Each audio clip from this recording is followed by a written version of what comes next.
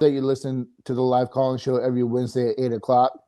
Florida State holds on tight for a 26-23 win up in Chestnut Hill, beating Boston College.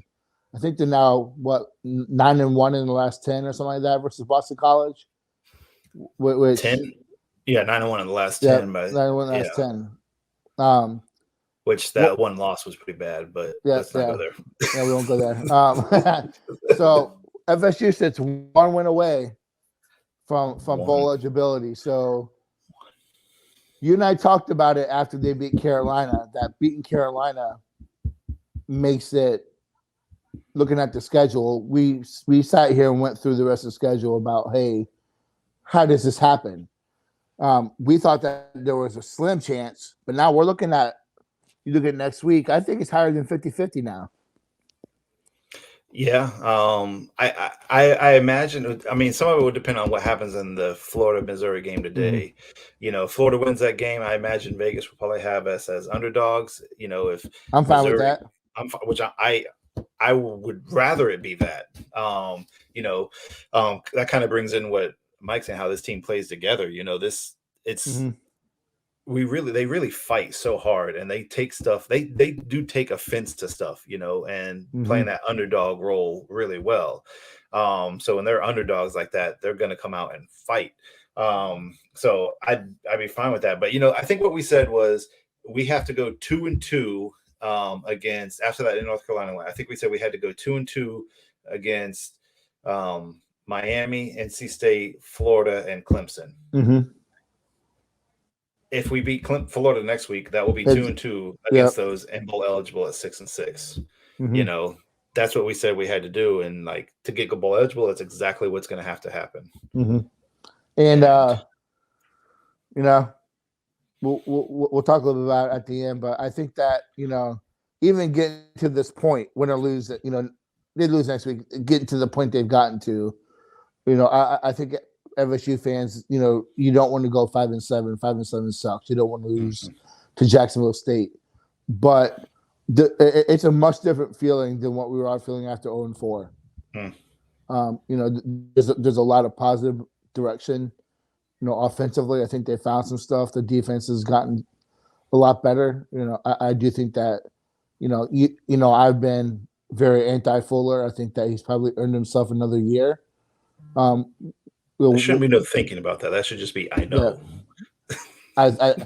I think just let it go, Nate. Let it go. I think he's probably earned another year because they've played better, but they've also, just as we talked about on offense, them finding kind of the who's and where to put them. They cut way back on the substitutions. They found out what's working defensively and where guys are playing in their best fits. And that's also helped too tremendously. Just killing the constant rotations and letting these guys get into the flow of the game has helped. I think there's a lot to be happy about. Going up and you and I both hated where this game was on the schedule at the start of the year. But we didn't think that Boston College is necessarily going to be a great team, but in between your two biggest rivals. It's a tough spot. On the road in November. Yeah, up in November, chance of cold weather, blah, blah. It's just how it is. Knowing that this is a young team. But they came out and they fought and they won. Again, they pushed through adversity. These refs put them in tough spots, but they still got the W. And one thing I want to talk about is just the fire we saw in Norvell on the sidelines, going after the refs. Going after Coach Marv down in the goal line. What do you think about that? He wants it, man. He wants it, and that it's filtered down to the entire team. Some of that you can see these players, and there's been things we've seen throughout the last 2 years where it points to it, but you can really tell in how he is on the sideline and how the players play. They love him. And they're taking on kind of that personality. And this is the kind of team he wants. A team that is very hard-nosed, very physical, and just gets after it.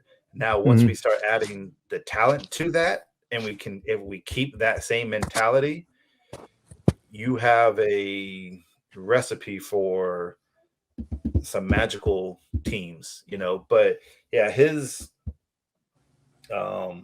demeanor and his Mhm. fight and the motivation that he has, like, it's absolutely filtered down to this team, and it's very Mhm. easy to tell, um, how this team has taken on that, and this is Mike Norvell's team. Oh, for sure. I like him getting after the coaches, getting after Hmm. players. I mean, Yep. we haven't really seen it since Jimbo, the heyday of Jimbo, and these guys respond to it. They don't shut down, they don't go pout. It's very clear that they're responding to it in a positive way. But It's yeah, just holding people accountable, yep, and we haven't seen that since 2013, really. right. So let's as we wrap this up, I gotta start getting ready for a wedding. Um, so let's talk a little bit about next week. Going to Gainesville, going up against, I'm trying to think of something really smarmy to say, but going up against the Gators. Mullen's dug into Florida State a little bit since he's been there, but this is a different team, man. This team's in trouble. Hmm. They got to win today in order to be, today or next week to get into a bowl. I kind of hope Missouri wins, so next week's the battle for bowl eligibility. But three things. What three things do you think heading into next week? That got to happen for FSU to get that W. For one, we need to get either Love Taylor or Johnson back and Brady Mm-hmm. Scott out. Yep. If that happens, we can run on Florida and we can have some success in the passing game. Mm-hmm. Um, The you defense know, is horrible. yeah, it is horrible. It's playing really bad. It's getting worse. Once it's just not good. No, They it's don't play bad. together at all. So one thing about that is like big plays. So whenever we have those opportunities, which we've said it many times, when those opportunities for big plays present themselves, which they will against Florida, we have to take advantage, especially early, because they're a very, very, very fragile team right now mentally. Mm-hmm. So if you can jump on them early, like, it could get ugly, you Mm-hmm. know. And it wouldn't be because we have that much more talent or we're that much better team than Florida. It's just that momentum, it's a magical thing. We saw it with the last couple of weeks, last 2 weeks with people coming back against us. Mm-hmm. So if we can jump on them early, kind of like what we did the last 2 weeks against Miami and against, BC this week, jump on them early, and Florida they could just fold, especially if they don't have, anything to fight for. Say they lose to Missouri and they don't have bowl eligibility to fight for. I mean, Mm-hmm. which I mean, there's some things, so yeah, we got to get more healthy on the offensive line, get those big plays, and that defensive line just continue to play like they're playing. And Mm-hmm. they just don't have the quarterbacks to be able to hurt us if that happens. Yeah, this isn't remotely close to that Florida team that played against Alabama. And yeah, I think the writing's on the wall for what's about to happen with Mullen. I think this is a program that's in some transition, and I really think they get. I harp on it every week. It's going to come down to how well FSU can run the ball. I think that Florida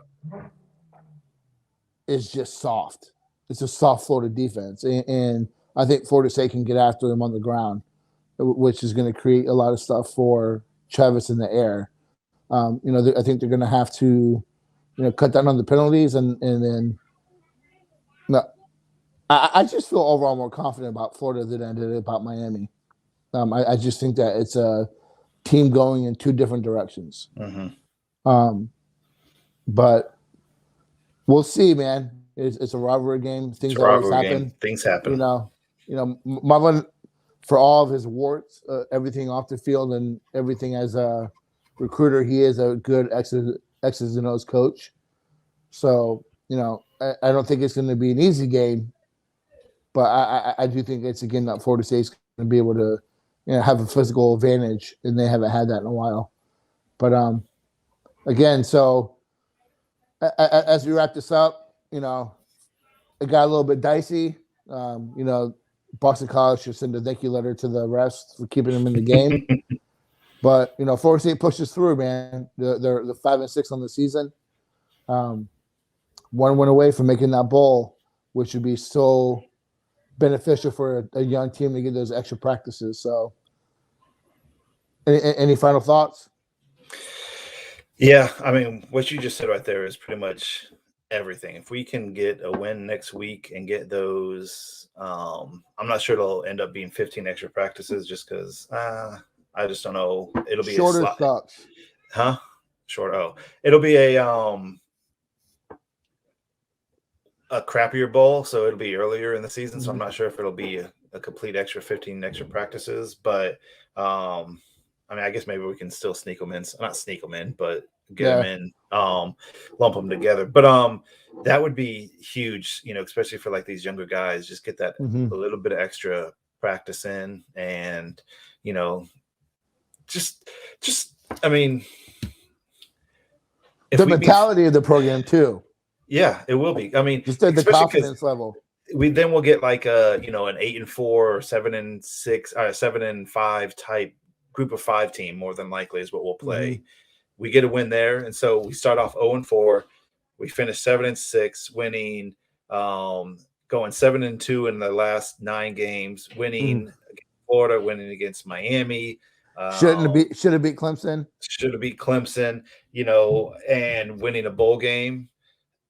The momentum and the feel of this program would be completely changed, if that was to happen. So, yeah, next week is huge. I mean, no matter what, even if we lose to Florida, like how we finish the season, like really has changed like the trajectory of what most people are looking at and what we were thinking at 0-4. So, but a win next week would be amazing, like for all of that.